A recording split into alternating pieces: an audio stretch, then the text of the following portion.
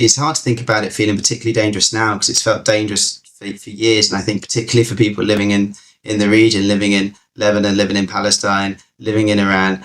And I think one of the difficulties is like when, Netanyahu and Trump, when they've been teamed up together, they've caused so much untold suffering and pain around the world, in just the huge loss of, catastrophic loss of human life that we can't even fathom or comprehend.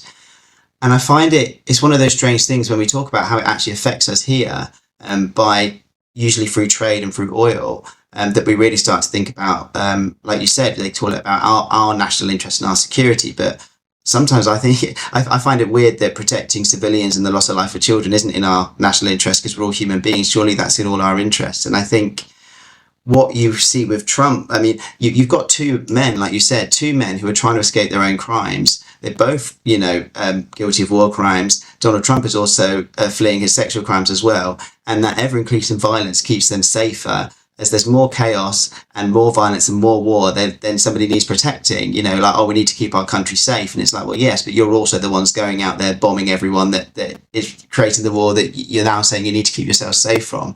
And I think it's so hard to kind of unpack. It's so complicated. But there's also the fact that you've got Netanyahu's ideology. He clearly, he's obviously trying to keep himself out of prison, but there's a huge ideological hatred for the people of Palestine, Lebanon, and the people in Iran. Now, Trump's ideology is much harder to unpick, because he just seems to love being the big man and to love money and power and influence, which almost makes him more unpredictable. And I think, like, for him, this is where oil becomes almost a bigger motivator than maybe traditional American presidential allegiances and their kind of longer term military industrial complex alliance with Israel.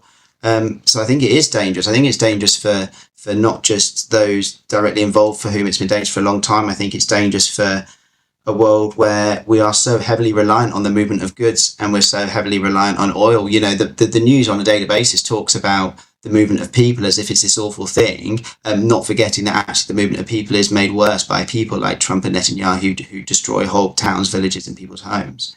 But, we don't talk about the movement of goods so much. But we're so reliant on things from afar, because we like to have our strawberries in the winter. We're so reliant on oil to sustain our kind of lifestyles that we've become accustomed to. And I think this is where those systems also hold some accountability. Like, when the ugly side of it is shown, as it kind of clearly is now with Trump, for example, we forget that actually that ugly side's been there a long, long time, just in that kind of uber consumerist capitalist society that's based on unending growth and sustaining higher and higher kind of human demands. So yeah, I think it's dangerous. I think it's worrying, and my heart just goes out to those that are living with the much more real effects that they can't get away from, that they can't escape from, people living in that region, either in fear for their lives or mourning for their families and loved ones that they've already lost.